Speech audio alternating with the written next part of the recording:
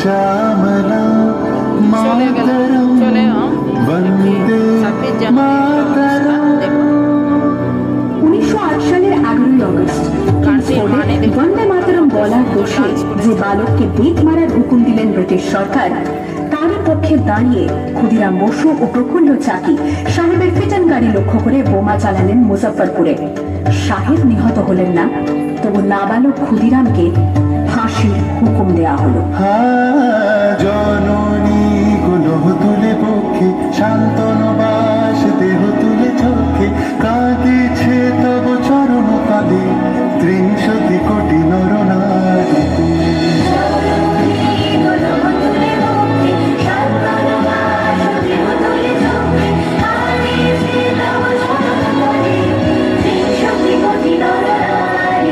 যারা স্বর্গগত তারা এখনো চলে স্বর্গের সে প্রিয় জন্মভূমি, এসো স্বদেশ তোদের মহাবিখ্যাত সেই মৃত্যুঞ্জয়ের চরণ চলে। যারা জীর্ণ জাতির বুকে জাগালো আশা, মন মনের মুখে জোগালো ভাষা, আজি রক্ত কমলে গাথা, আজি রক্ত কমলে গাথা মানল খাবো বিজয় লক্ষ্মী দেবতাদের কালে। মুক্তির মন্দির সকাল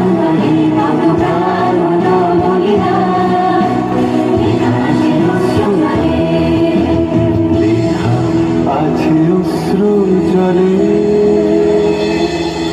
9 এপ্রিল 1918 মাস্টারদা সূর্য সেন ও তার 65 জন শিষ্য মিলে পরিকল্পনা করে চট্টগ্রামে ব্রিটিশ পুলিশের অস্ত্রাগার লুট করেন এবং তারপরে লুকিয়ে আশ্রয় নেন জালালাবাদ পাহাড়ে।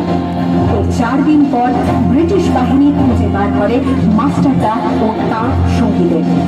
সেদিনের অস্ত সূর্য ছিল সূর্য সেনের রক্তে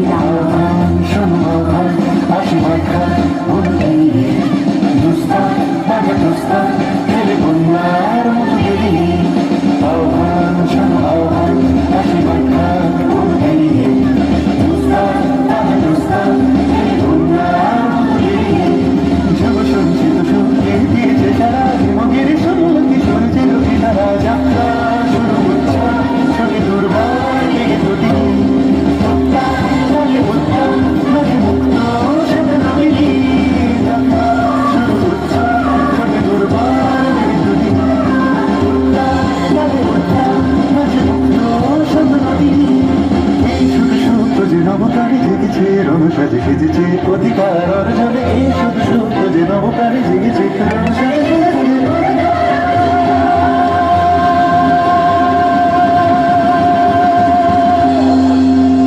8 ডিসেম্বর 1930 বিনয় বসু, বাদল গুপ্ত, দীনেশ গুপ্ত সাহেবী পোশাকে ট্যাক্সি থেকে এসে নামলেন রাইটার্স বিল্ডিং এর সামনে।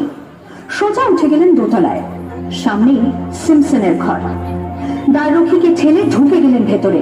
বন্দুকের আওয়াজে গর্জে উঠল রাইটার্স। লুটিয়ে পড়লেন সিমসন। এরপর রাইটার্স বিল্ডিং এর অলিন্দ বারবার গর্জে উঠল বিপ্লবীদের গুলির শব্দে।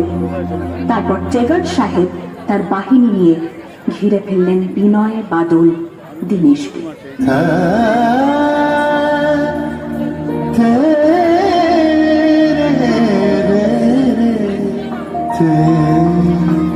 দুর্গমুখের কান্তার মরুদস্তর পারাবার হয়ে লঙ্ঘিতে হবে রাত্রি নিশীথে যাত্রীরা হুঁশিয়ার।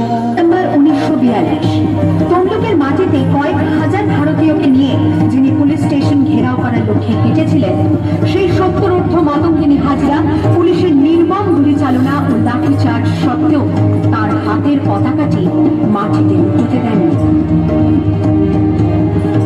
আর ঠিক তার পরের বছর 1943-এর 30 ডিসেম্বর জাপান সরকারের অধীনে থাকা আন্দামান দ্বীপ সেদিন হস্তান্তর করা হল ইন্ডিয়ান ন্যাশনাল আর্মিতে। কোটব্লেয়ারের মাঠে তিরঙ্গা পতাকা তুললেন সুভাষচন্দ্র। এটাই স্বাধীন ভারতের মাটিতে প্রথম তিরঙ্গা ঝান্ডা। আইএনএর commander in chief Subhash Chandra Bose হলেন